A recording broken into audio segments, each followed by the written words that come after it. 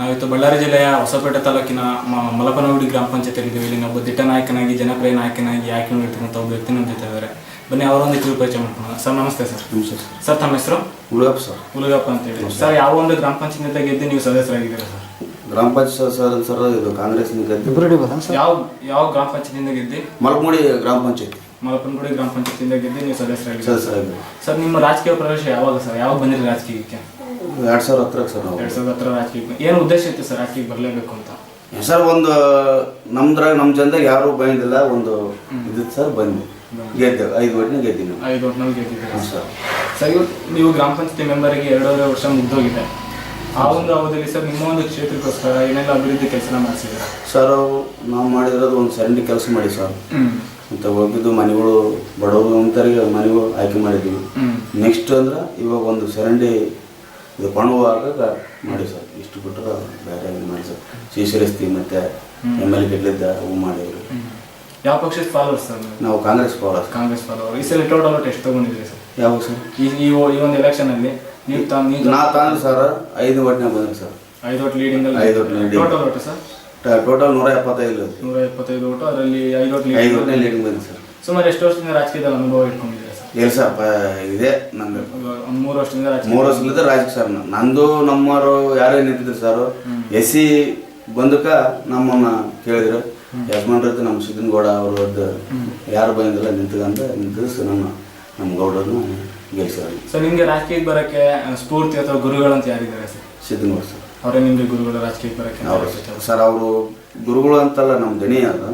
ಪ್ರತಿಯೊಂದಕ್ಕೆ ನಮಗೆ ಹೆಲ್ಪ್ ಮಾಡೋದು ಸರ್. ನೀವೇನೇ ಒಂದು ಕಷ್ಟ ಏನೋ ಒಂದು ಇದಕ್ಕೋ ಸಲಹೆ ಕೇಳಿದ್ರು ಅವ್ರ ಹತ್ರ ಸರ್ ನಾವು ಹೋಗೋದು. ನಮ್ಮ ತಾತನ ಕಾಲದ ಹತ್ರ ಸಿದ್ದನಗೌಡ ಹತ್ರನೇ ನಾವು ಹೋಗ್ತಿರೋದು.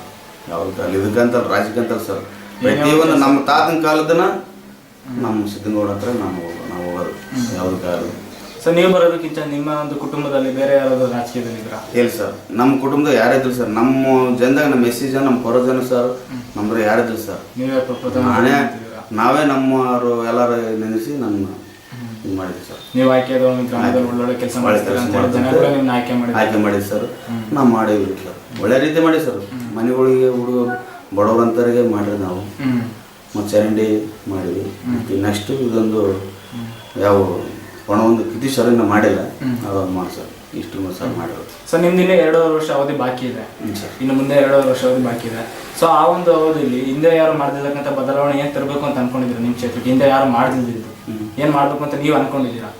ಮಾಡೋದು ಸರ್. ಯಾವ ಕೆಲಸ ಬಂದು ಒಂದು ಯೋಜನೆ ಹಾಕೊಂಡಿರ್ತಿರಲ್ಲ, ಹಿಂದೆ ಯಾರು ಮಾಡಿದ್ರು ಇಂಥದ್ದು ಮಾಡಬೇಕು ಅನ್ನೋಂಥ ಅಂಥ ಯೋಜನೆ ಏನು ಹಾಕೊಂಡಿದ್ದೀರಾ? ಅಷ್ಟು ಮಾಹಿತಿ ಗೊತ್ತಿಲ್ಲ ಸರ್. ಅಂದ್ರೆ ಇನ್ನೂ ಉತ್ತಮವಾದ ಅಭಿವೃದ್ಧಿ ಕೆಲಸ ಮಾಡೋಕೆ ಸರ್ ಅಂದ್ರೆ ಮಾಡ್ತೀನಿ ಸರ್. ಆದಷ್ಟು ಮಾಹಿತಿ ನನಗೆ ಸರಿ. ರಾಜಕೀಯ ಬಿಟ್ಟು ಬೇರೆ ಯಾವ್ದಾರ ಸಂಘ ಸಂಸ್ಥೆಯಲ್ಲಿ ಸದಸ್ಯರಾಗಿದ್ದೀರಾ?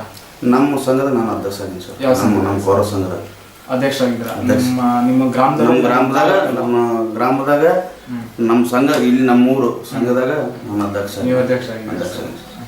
ಸರಿ. ಇವಾಗ ನೀವು ಈ ಸ್ಥಾನ ಕೂತಿದ್ರು ಅಂದ್ರೆ ನಿಮ್ಗೆ ಒಂದೊಂದು ಅಮೂಲ್ಯವಾದ ಮತವನ್ನ ಹಾಕಿ ಗೆಲ್ಸಿರ್ತಕ್ಕಂಥ ನಿಮ್ಮ ಕ್ಷೇತ್ರದ ಮತದಾರರ ಕಾರಣ. ಸೊ ನಮ್ಮ ಒಂದು ಮೀಡಿಯಾ ಮುಖಾಂತರ ಆ ಮತದಾರರಿಗೆ ಏನು ಹೇಳಕ್ಕೆ ಇಷ್ಟಪಡ್ತೀರಾ? ಏನು ಹೇಳೋದು ಸರ್, ಅಷ್ಟು ಮಾಹಿತಿ ಗೊತ್ತಿಲ್ಲ ಸರ್ ನಮಗೆ. ಅಂದ್ರೆ ಅವರಿಗೆ ಇನ್ನೂ ಉತ್ತಮವಾದ ಒಂದು ಸೇವೆ ಮಾಡೋದು ಸರ್. ಇವಾಗ ನಮ್ಗೆ ಗೊತ್ತಿಲ್ಲ, ನಿಮ್ಮ ಹತ್ರ ಕೇಳ್ಕಿನ ನಾನು ಸೇವೆ ಮಾಡೋಷ್ಟು ಗೊತ್ತ ಸರ್. ಬೇರೆ ಅವ್ರೇನೋ ಒಂದು ಕಷ್ಟ ಅಂತ ಬಂದಾಗ ಅವರಿಗೆ ಒಂದು ಹೆಲ್ಪ್ ಮಾಡ್ತೀರಾ? ಹೆಲ್ಪ್ ಮಾಡೋದು ಗೊತ್ತು ಸರ್.